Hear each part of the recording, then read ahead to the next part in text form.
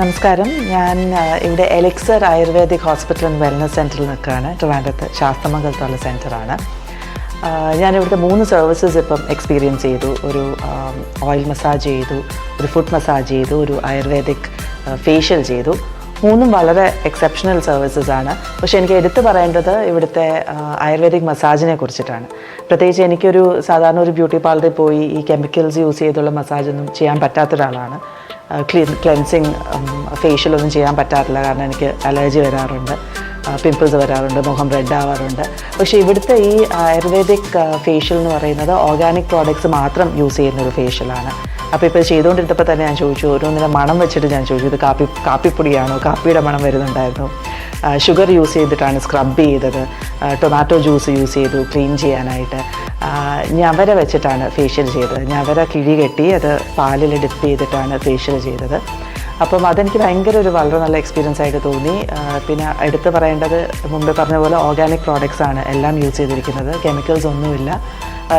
ഇപ്പം ചെയ്ത് ഇറങ്ങിയതേ ഉള്ളൂ. അപ്പോൾ തന്നെ ആ ഒരു ഫേസിലൊരു ഡിഫറൻസ് കാണാനുണ്ട്, ഒരു ഗ്ലോ ഉണ്ട്, ടാൻ മാറിയിട്ടുണ്ട്. അപ്പം I would definitely recommend Elixir ayurvedic hospital and wellness centre.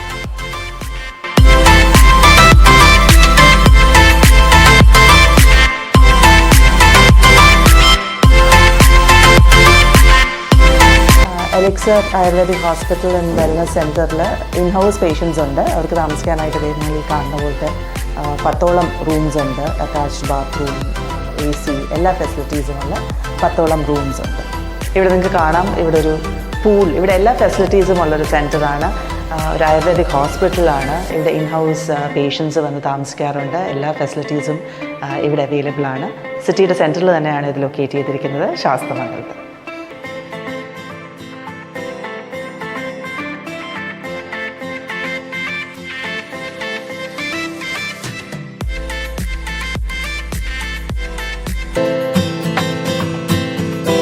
ഇത് Elixir ayurvedic hospital and wellness സെൻറ്ററിൻ്റെ റൂഫ് ടോപ്പാണ്. നിങ്ങൾക്ക് കാണാം, വളരെ മനോഹരമായിട്ടുള്ളൊരു ആംബിയൻസ് ആണ്. ഇത് സിറ്റിയുടെ നടുക്കാണ് ഇത് സിറ്റുവേറ്റ് ചെയ്തിരിക്കുന്നത്, ശാസ്തമംഗലത്ത്. പക്ഷെ അങ്ങനൊരു ഫീലില്ല.